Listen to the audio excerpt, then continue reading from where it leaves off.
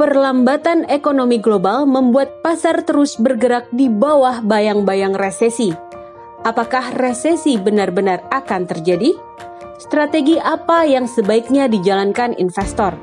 Berikut analisis IHSG dari Ahmad Solihin, Direktur Shailendra Capital.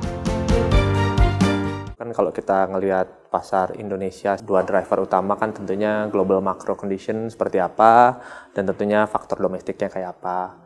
Kalau dari sisi global makro sih saya rasa sekarang yang orang khawatir soal pertumbuhan. Kita ngelihat kan sebenarnya US ekonomi juga udah peaknya mungkin kuartal 2 tahun lalu gitu, levelnya 4%-an lebih. Sekarang orang takut pertumbuhannya itu melambat secara drastis atau mungkin masuk ke resesi. Tahun lalu kan kita melewati periode boom yang cukup kencang di Amerika dari sisi pertumbuhan, dan salah satu driver utamanya kan tentunya pemotongan pajak gitu. Tapi itu kan udah selesai dan udah lewat. Jadi sekarang tentunya normal kalau pertumbuhannya ya jauh lebih lambat dari tahun lalu. Yang kedua sih kita juga ngelihat direction dari Fed juga tidak lagi untuk buru-buru menaikkan suku bunga gitu kan. Salah satu yang menyebabkan pertumbuhan terganggu memang karena ya itu tadi ya, ketika Fed naikin suku bunga otomatis financial condition itu lebih tight. Kalau menurut kita juga Cina itu tightening-nya, Cina itu kalau kita lihat periode dari 10 tahun terakhir selalu melewati periode yang namanya loosening sama tightening. Jadi kayak tarik ulur aja terus dari tahun ke tahun gitu. Dan tahun lalu itu tahun mereka melakukan tightening yang cukup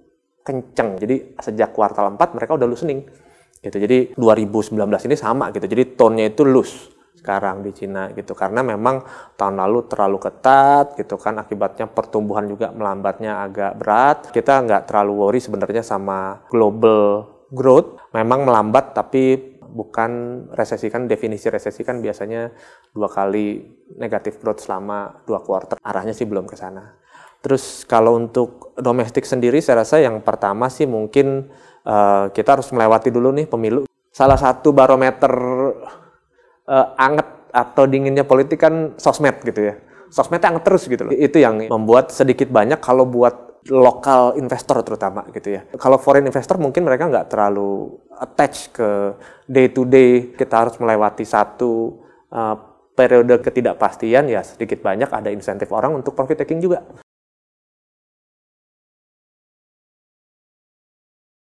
Kalau buat equity sih, kalau menurut saya sih harusnya sih buy on any weakness. Jadi kalau ada koreksi karena orang takut sama pertumbuhan global misalnya, kalau menurut saya sih itu buying opportunity. Kalau orang terlalu takut sama politik juga mungkin nih buying opportunity. Lebih ke sana.